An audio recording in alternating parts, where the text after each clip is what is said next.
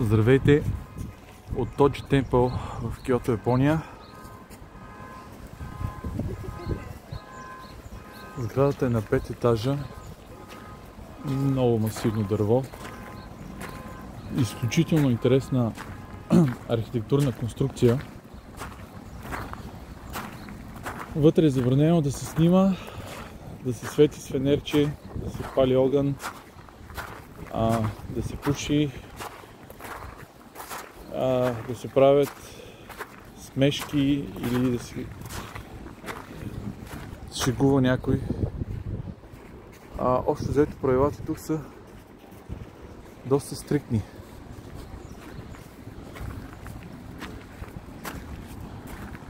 Но си заслужава да се види отблизо.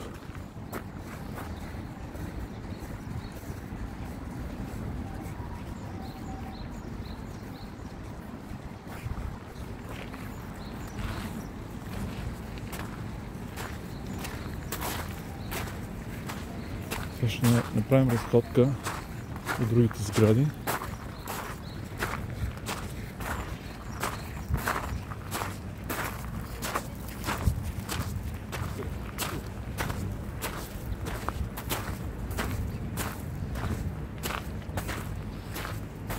Прави впечатление, че всичко е много добре поддържано.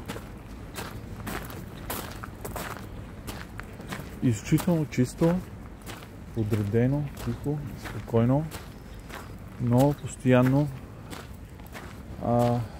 има почти навсякъде човек от охраната, който просто се разхожда.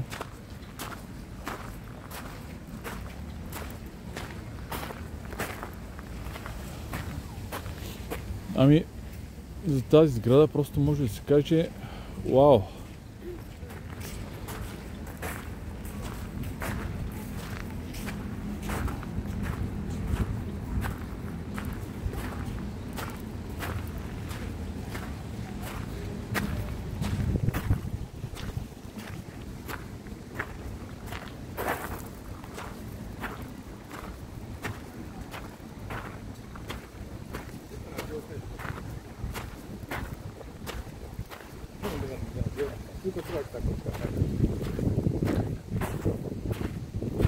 Днес е понеделник и няма много туристи, така че тук в сравнение с Фушими и Нари е доста спокойно и приятно за разходка.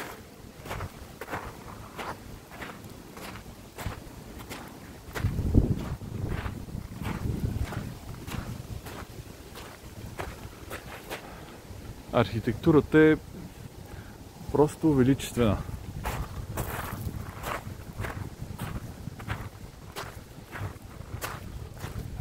Основата са огромни тежки камъни.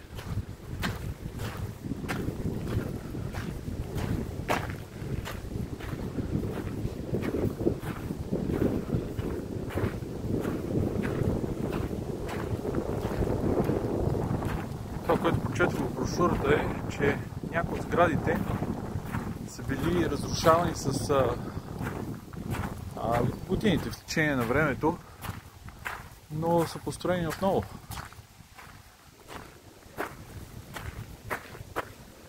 Ето как изглежда покрива.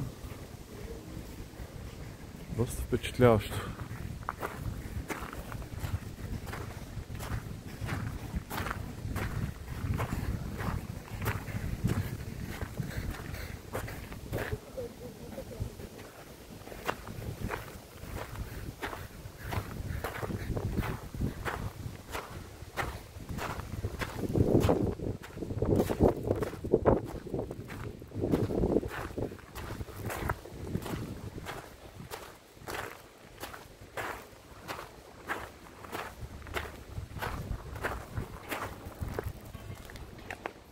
Храма Доджи се вижда от доста точки в Киото, защото е сравнително доста висок и се отличава с нестандартната си архитектура. Така че отправна точка за всяко едно по-високо място, откъдето се вижда.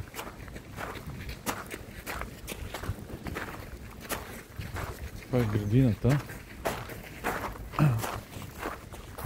Много силно впечатление прави начинът, по който се виждат корените на дърветите.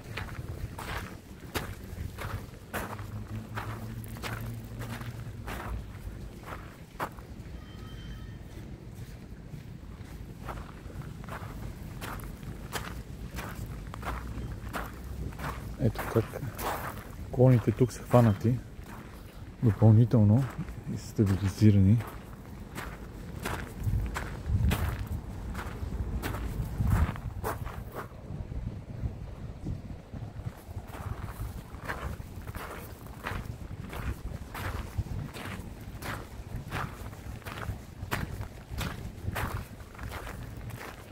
А входната такса е 800 йени или 10 лева.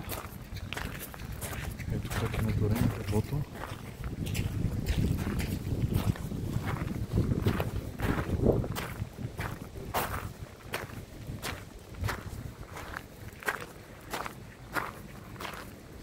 Ето тук много интересно с бамбук.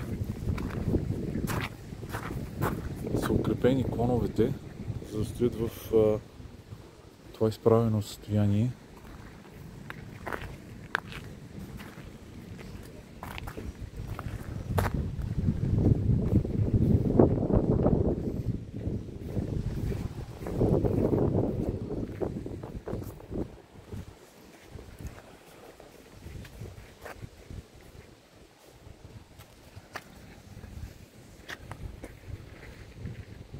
А това дърво е направено от слама, но в сърцевината и основата има друго дърво. Може би не е направено от слама, а просто е направено като изолация, за да може да размръсне зимата.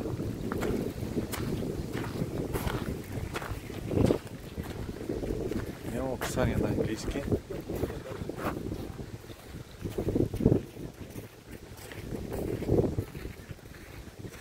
Има крепежни елементи, които го подпират. Или по-точно крепежни дървени стволове. Всичко е направено много прецизно.